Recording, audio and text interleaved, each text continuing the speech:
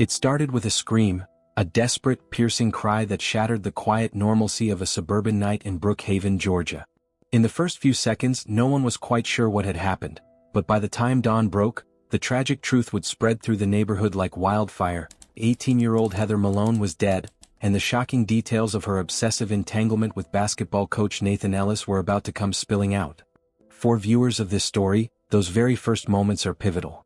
They pull you in, tighten around your attention, and beg a single question: how did a seemingly harmless crush spiral into such a vicious and heartbreaking end? The seeds of obsession. The story begins not on that tragic January night in 2014, but months earlier, during the fall of 2013 at Brookhaven High School.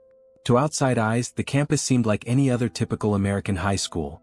Well-kept fields, bustling hallways, and an array of bright-faced students hurriedly trying to balance sports, academics, and a semblance of social life. But this was also the setting for an undercurrent of drama and tension that no one would fully grasp until it was too late. Nathan Ellis, at 28 years old, had recently stepped into his role as the new basketball coach. Tall, athletic, and charismatic, he captured attention wherever he went. Students found him relatable and supportive.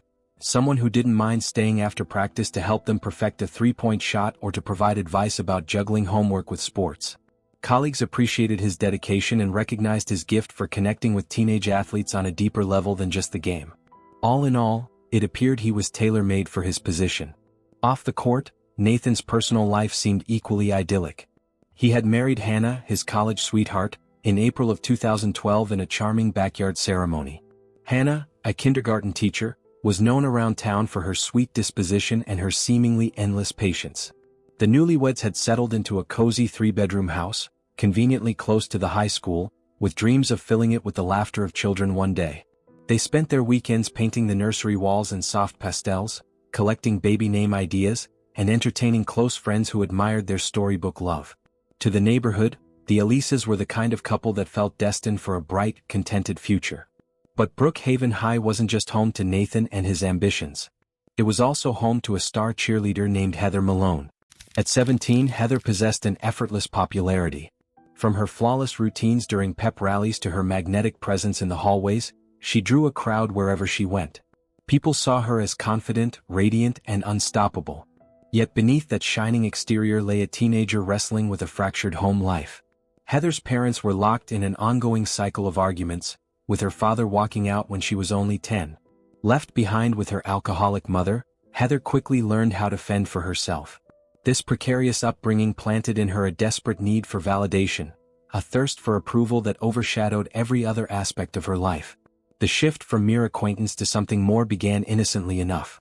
Nathan, as the basketball coach, often wrapped up his practices right around the time the cheerleading squad finished theirs. Heather lingered beyond her scheduled training, taking slow steps past the basketball court sidelines. Sometimes she even pretended to be working on new cheer routines just to have an excuse to hang around. She'd offer compliments about Nathan's coaching style, telling him he seemed to have a way of inspiring the team that went beyond just teaching them to dribble and shoot. Initially, Nathan wrote off Heather's flattery as typical teenage enthusiasm. After all, many students looked up to him and he saw it as part of the job. But Heather wasn't just another student. She was engaging, articulate, and empathetic in a way that seemed advanced for her age. She knew exactly how to praise Nathan's strategies, how to highlight his abilities, and how to tug at that part of him that longed for acknowledgement outside the realm of his marriage. It was a small itch of ego that he hadn't even realized he had. No one sets out to wreck their own life, but life rarely heeds our disclaimers. Nathan, balancing a new marriage with the demands of coaching, found an easy sort of validation in Heather's attention. She listened intently when he spoke about the challenges of working with teenage athletes, or the late nights he spent reviewing game tapes in an attempt to push his players to the next level. She'd confide in him about her unstable home, about how sometimes she felt more alone than her peers realized. It wasn't overtly flirtatious at first, just a mutual leaning in, an odd synergy of yearning and empathy. By October 2013, Heather was a familiar face in Nathan's periphery. She dropped by his office to borrow some practice equipment for the cheer squad or to discuss upcoming pep rally schedules. On the surface it was all school-related. But their conversations had begun to slip into personal territory. Heather would praise his dedication, mention how the school was lucky to have a coach who really cared, and then shift gears to talk about her own problems. She'd reference her mother's nightly drunken episodes or the near-constant arguments that made her dread going home. As she talked, her eyes shone with both vulnerability and a flicker of something deeper: admiration, longing. Meanwhile, Hannah had started picking up on Nathan's late nights and the way his eyes sometimes wandered into the distance during dinner. She wrote it off as typical job stress.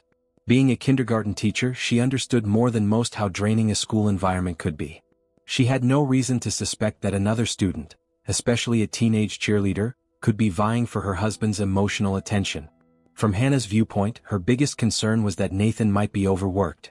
She tried to be supportive, cooking special dinners on the weekends, surprising him with affectionate notes in his gym bag, and always asking about his day with genuine interest. Nathan appreciated her kindness but found it easier to mumble answers about practice schedules rather than open up about his internal conflicts. Guilt began to weigh on him, even though he told himself that nothing truly improper was going on. It was just conversations, right? Except Heather was pushing for more. She'd started dressing in a manner that she knew would catch his eye.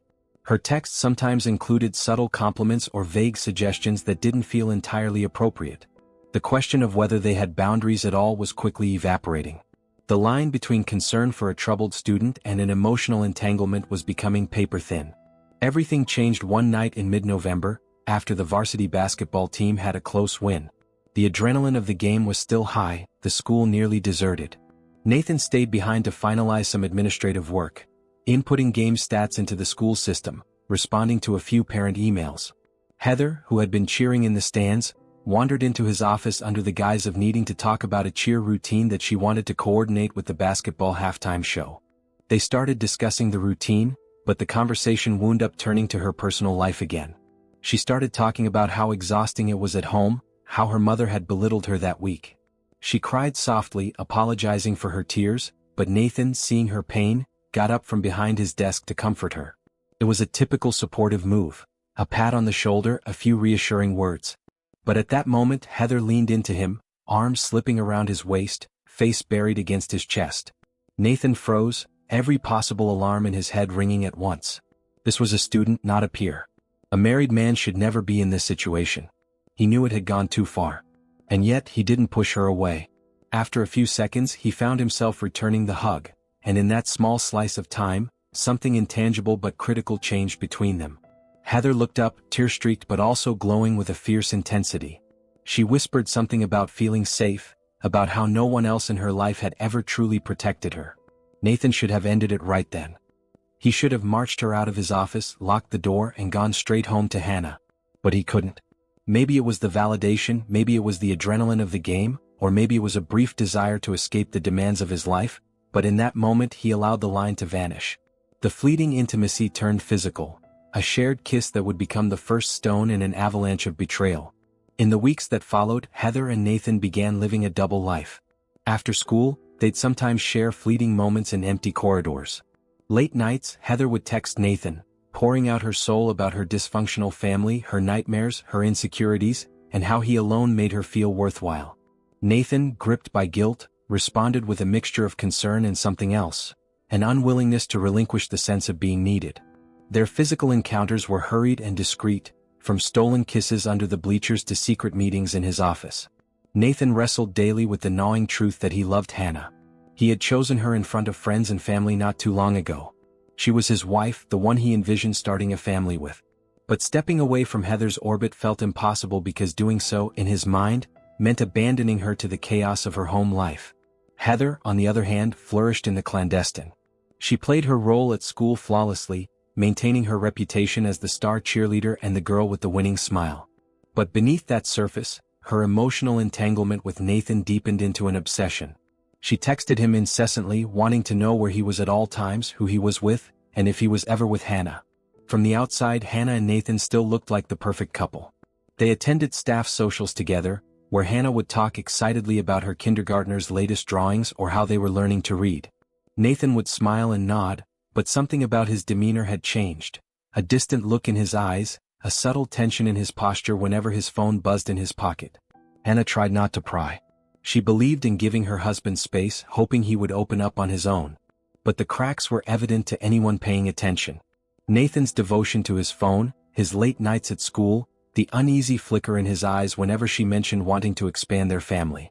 Deep down, Hannah was convinced the strain came from his new job. She had no clue of Heather's presence in her marriage.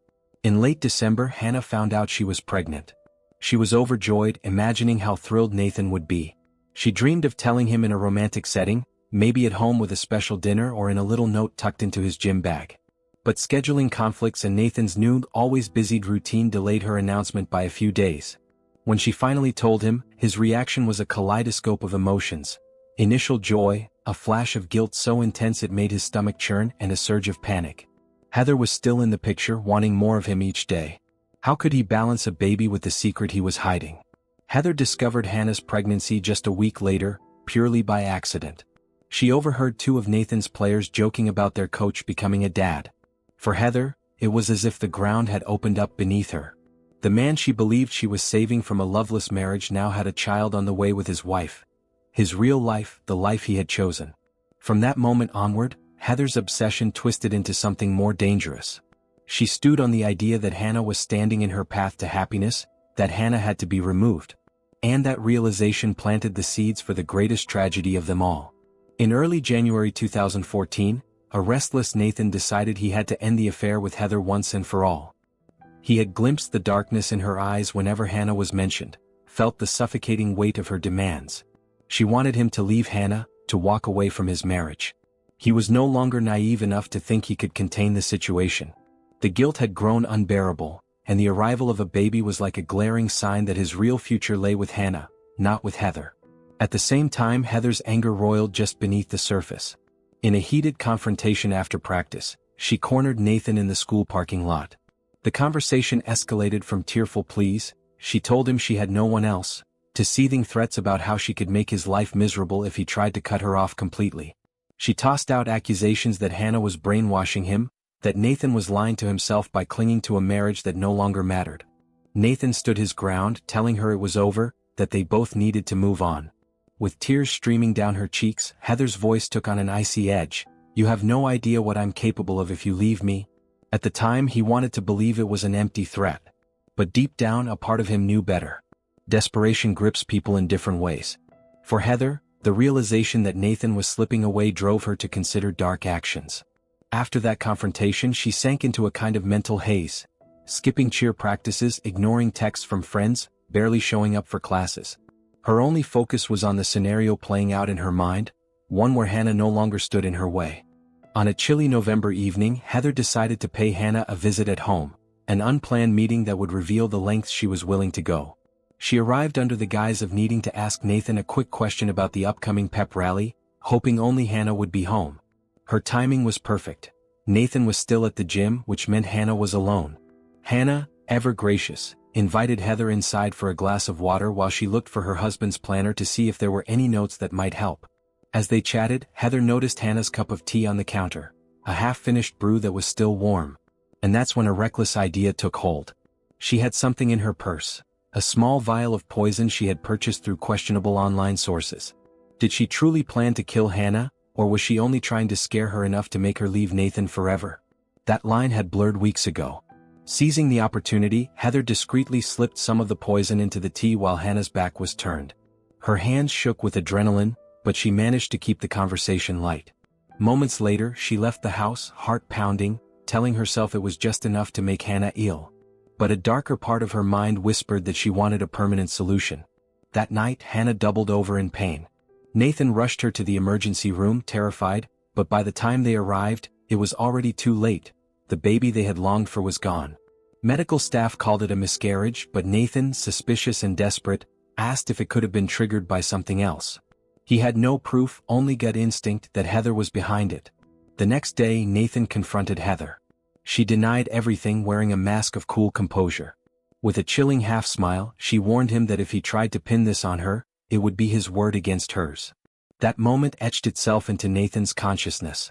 He saw then how determined, how cold, and how manipulative she could be. Shaken, he tried to distance himself from her entirely, blocking her number, refusing to acknowledge her at school. But Heather had nothing left to lose. She'd poured her hopes, her dreams, her longing, and her desperation into him. If she couldn't have him, she believed no one else should. Meanwhile, Hannah sensed something deeper was wrong with Nathan. He was quieter, haunted. She took her mother's advice and tried to focus on healing from the physical and emotional trauma of losing the baby, hoping that time would restore their once happy bond. Hannah had no idea about the depth of the affair or the looming danger. She only suspected that the heartbreak of a miscarriage had shaken them both. As the calendar flipped to January 2014, Heather's fury reached a boiling point. She watched from a distance as Hannah and Nathan resumed their daily routines. She heard rumors that Hannah was recovering well, that Nathan was planning to take some personal days to be with his wife. In her mind, this was a clear sign that he was choosing Hannah again, leaving Heather in the dust. Consumed by betrayal and heartbreak, Heather made a decision that no one could reverse. She would confront Hannah directly with no more half measures. If scaring her didn't work, if poisoning her had only taken away the baby, then maybe she had to remove Hannah by force. January 15, 2014, was a bitterly cold evening in Brookhaven. Snow wasn't common there, but the temperature was low enough to freeze the breath midair. Nathan, ironically, was out of town with his basketball team for an away game. Hannah stayed behind, wanting to rest and recover from the months of stress. She planned to spend the night with a good book, maybe call her parents and go to bed early. Heather, however, had other plans. She retrieved a handgun stolen from her stepfather's old lockbox, tucking it into her bag. Then she drove her old sedan to a street near the Ellis home, parking inconspicuously several houses away. She took a deep breath of the icy air, rehearsing in her mind what she might say or what she might do. The swirling chaos in her thoughts had one constant refrain: if I can't have Nathan, no one can. With the stealth of someone who felt they had nothing to lose, Heather approached the Ellis residence.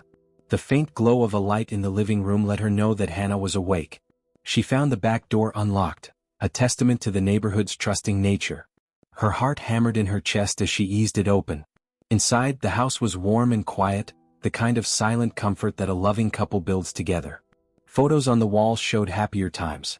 Nathan and Hannah on their wedding day, pictures from a honeymoon, snapshots of Hannah's classroom children giving them homemade cards. All of this only fueled Heather's rage, reminding her that she was the outsider in this story. She didn't have to wait long. Around 8:45 p.m., Hannah returned from a quick errand to pick up groceries. The moment she saw Heather in the living room, her brow furrowed in confusion. "Heather? What on earth are you doing here?" Hannah asked, balancing the grocery bags in her arms. Heather stood up slowly, fixing Hannah with an intense stare. She had no well-thought-out speech prepared. She only had raw, unfiltered anger. "You ruined everything," Heather spat. "Everything that was supposed to be mine." Alarmed by the venom in Heather's voice, Hannah tried to remain composed. She gently set the grocery bags on the floor, stepping back. "Look, I don't know what you think is going on," she said carefully. "Nathan's not here right now. Maybe we should talk this through later." Heather pulled a gun from her jacket. The sight of it transformed the situation in an instant. Hannah's eyes widened with terror. "Please," she began, her voice trembling slightly, "put that down. We can talk. We can figure out what's wrong." But Heather was well past the point of reasoning. "Shut up," she hissed. "You have no idea what I've been through. You have no idea what it's like always being second best, never being chosen. He was supposed to be mine." Hannah could feel her pulse pounding in her ears.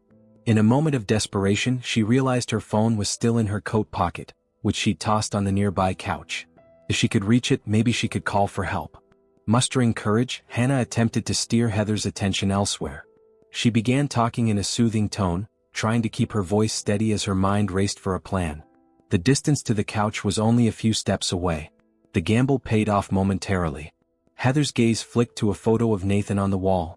Perhaps her anger flared again at the sight. Hannah seized that second to lunge for her phone. Her fingers scrambled to unlock it, pressing 911. Heather whipped around at the sound of muffled beeping. "What are you doing?" she shrieked, lunging at Hannah. But the call had already connected. Hannah managed to whisper her address before Heather snatched the phone, throwing it across the room. For a tense few minutes, the two women stood locked in a standoff in the living room. Heather aimed the gun at Hannah, who raised her hands in a gesture of submission. "You called the cops," Heather said, voice trembling with fury. "I can't believe you. Do you have any idea what I've lost?" Outside, sirens began to wail, cutting through the still night. The sound only fueled Heather's desperation. She paced back and forth, the gun clutched in both hands. Hannah used this moment to edge away, trying to put furniture between herself and Heather. She could see the fear and madness swirling in Heather's eyes. "You and Nathan," Heather started, her voice cracking with emotion. "You took everything from me. My chance to be happy. My chance to be loved. Now you're going to pay." At 9:03 p.m., the first police car arrived, officers quickly surrounding the house. They demanded that the occupants come out with their hands raised, trying to negotiate. Heather, hearing the authoritative voices and the pounding on the door, made a snap decision. Her mind felt cornered, rage and sorrow blending into a single destructive impulse. She pulled the trigger, the bullet whizzing past Hannah and grazing her shoulder. The pain was immediate, sending Hannah sprawling to the floor with a scream. But in that chaos, Hannah managed to scramble behind a nearby couch, pressing a hand against the wound to staunch the bleeding. The police outside, alerted by the gunshot, changed their tactic. Using a loudspeaker, they demanded that Heather drop her weapon and exit. The entire neighborhood bristled with tension. Neighbors peered from behind curtains, hearing the sirens and the frantic shouting. Some recognized the address and worried for Hannah and Nathan. Heather's world closed in around her. She had come this far, crossed an irreversible line. A part of her had never truly believed it would end in bloodshed, but here she was, pinned down in the Ellis living room, an injured Hannah behind a couch and armed officers outside. In a final act of desperation, Heather fired at the police from a crack in the window. It was a wild, panicked shot that tragically found its mark. A 32-year-old officer, a father of two, fell to the ground mortally wounded. That was the breaking point for the police. They stormed the house with tactical precision, returning fire the moment they spotted Heather's weapon. She was struck multiple times, collapsing to the floor. Her life ended seconds later in a pool of blood, the final outcome of an obsession that had metastasized into pure violence. The standoff had lasted barely 20 minutes, but the ramifications would reverberate for years. Hannah, though wounded, survived. She was rushed to the hospital, where doctors treated her injury. The emotional scars, however, cut far deeper. As the news broke, the community learned that not only had a police officer died in the line of duty, but that the entire confrontation was triggered by a high school cheerleader's twisted infatuation with coach Nathan Ellis. Nathan, returning from the away game, found his world shattered. By the time he got back, the street was cordoned off by law enforcement, the flashing lights reflecting off the silent houses. Neighbors watched him from behind police tape, some with expressions of pity, others of disgust, once the affair was revealed. He discovered that his wife had been shot and that Heather was dead, all within hours. The shock was almost incomprehensible. As the media latched onto the story, details emerged. Rumors about Nathan's affair with Heather were confirmed by text messages, late-night camera footage from the school, and eventually, Nathan's own testimony. Public opinion was merciless. Many demanded he be fired immediately, citing that his immoral behavior had contributed to the tragedy. Some parents even voiced suspicion that he was equally to blame for Heather's breakdown. Fearing lawsuits and community backlash, the school accepted his resignation soon after the event. Even among his closest friends, the question lingered. If Nathan had not encouraged Heather or had cut off the relationship sooner, would any of this have happened? His guilt, already profound, became suffocating. Hannah, on the other hand, was left grappling not just with her physical recovery but with the betrayal that underpinned everything. She had lost her unborn child, discovered her husband's affair, and nearly died at the hands of his teenage lover, all in the span of a few short months. Emotionally broken, she filed for divorce soon after, retreating to her parents' home to piece together what remained of her life. Brookhaven had prided itself on being a safe, family-oriented place. The incident threw that self-image into turmoil. Parents questioned the oversight of teachers and coaches, demanding stricter protocols to prevent any possibility of such relationships forming again. Students were put through counseling sessions to help them process the violence that had erupted so close to their daily routines. In the weeks and months that followed, the local news channels ran near-constant coverage of the tragedy, dissecting each decision made by Nathan, each sign of Heather's growing obsession, and each missed opportunity to intervene. The funeral for the fallen officer was a sobering event, drawing lines of patrol cars from neighboring counties and a wave of mourning across the region. The broader public debate evolved. Was Heather merely a traumatized teenager who needed professional help she never received? Or was she a scheming manipulator who latched onto Nathan for her own twisted reasons? People discussed the ethics of teacher-student boundaries, the role of mentors, the responsibilities of a spouse.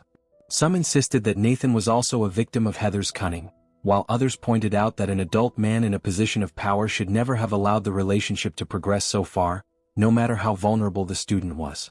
Psychologists were brought onto talk shows to discuss the phenomenon of obsessive love, how it can warp a person's reality, and the steps schools can take to identify warning signs early on. Heather's yearbook photo, once a symbol of a bright and talented cheerleader, became a haunting reminder of what can happen when obsession runs rampant. With the police having concluded their investigation and pinned primary blame for the shooting on Heather's actions, Nathan was never charged with a crime.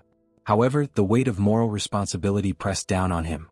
He was forced out of his coaching position, faced a collapsing marriage, and found the entire town turning its back on him.